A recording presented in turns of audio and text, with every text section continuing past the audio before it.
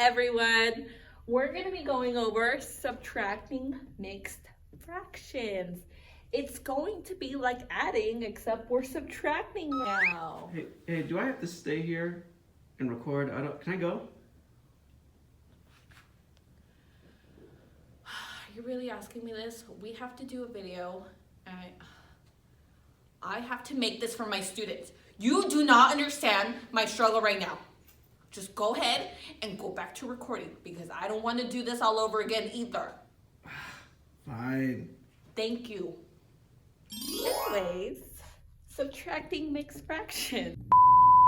We're going to go over subtracting mixed fractions, and there's 3 different ones you're going to find, and you'll have to do different things for all 3 of them. You still follow the same steps, except at the end, there's something special you have to do for each. So my first one that I'm going to show you is the easy one.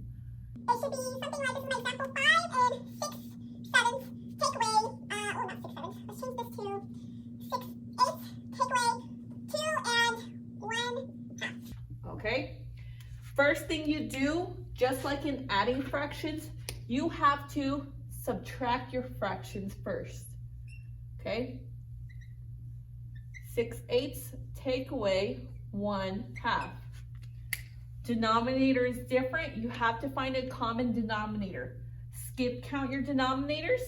So we have 8, 16, 24, 32, 40, 2, 4, 6, 8, 10. what's one they have in common?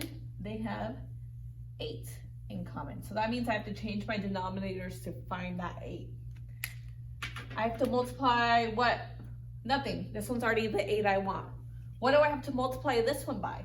I have to do times 4. If I do it to the bottom, I have to do it to the top.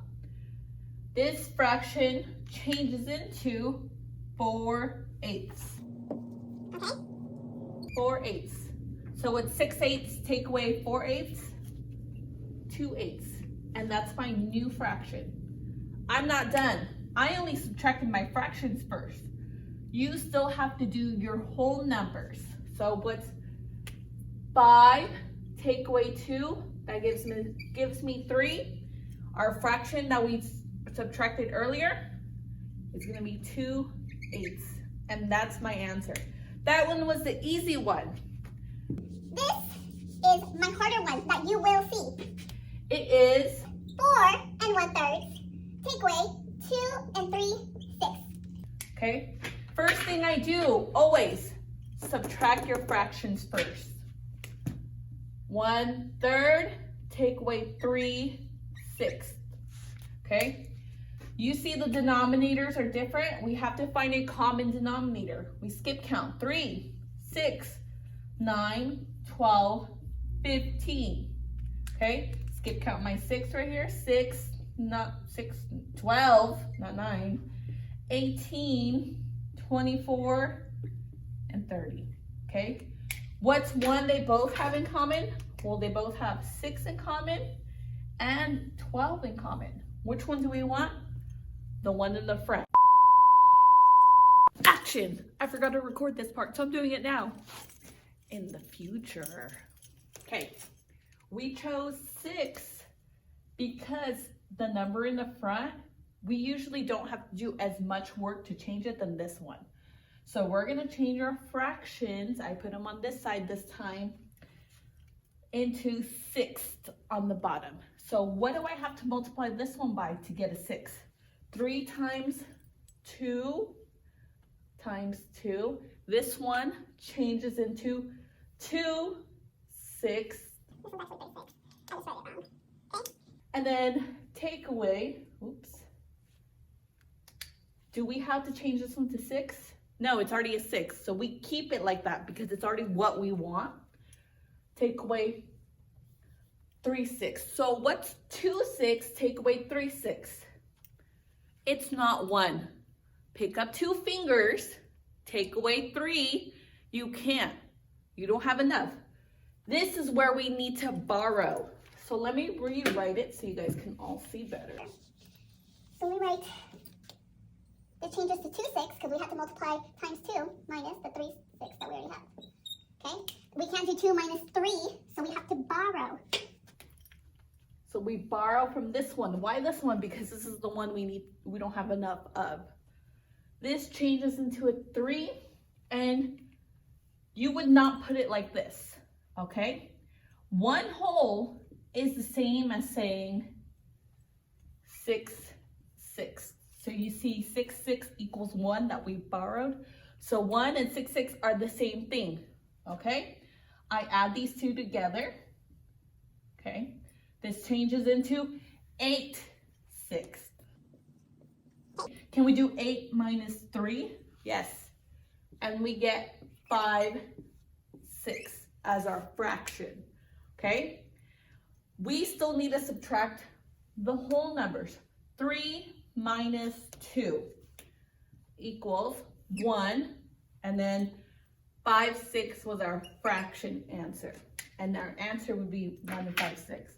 The next one I'm going to show you is another one you might see. And this is really easy in what you do. You just need to make sure you're looking at the denominators when you do this one. 5 minus 1/3. Then you might be thinking, well, how do I do this? Okay, we don't have a fraction here. We don't have a whole number here. So we're doing 5 minus 1/3. So we change this one into a fraction. Okay, how do you change a whole number to a fraction? Let me show you. Our whole number is 5. Let me show you changing it into a fraction. Wow, we just put a 1 under it. Is this still 5 wholes? Yes. Now, let's find a common denominator, okay? We'll skip count by ones. I know it's super hard. And then we skip count by 3s. What's a common denominator they both have? They have 3 in common. What do I have to multiply this one to get 3? Times 3. 1 times 3 will give me 3. And if you do times 3 here, you'll have to do it to the top. So what does this fraction change into? 15/3 minus, do I have to change this one to 3? No, it's already a 3. It's already what I want. 1/3, okay? Wow, what's 15 minus 1 is 14/3. And then you see it's an improper fraction, so you have to change it back, okay? Skip count by 3, we have 3. 6, 9, 3, 6, 9, because if I added them too, it would give me that one. 12.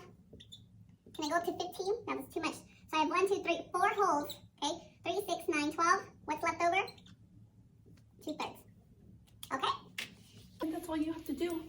You just gotta make sure you change your whole number into a fraction. So if I gave you this number, how do you change it to a fraction? You just put a 1 under it. That's your fraction if it's a whole number. If I gave you the whole number 15, how do we change that to a fraction? Put a 1 under it. And then you guys know already how to change it, and then we just follow through. Okay? And that's it.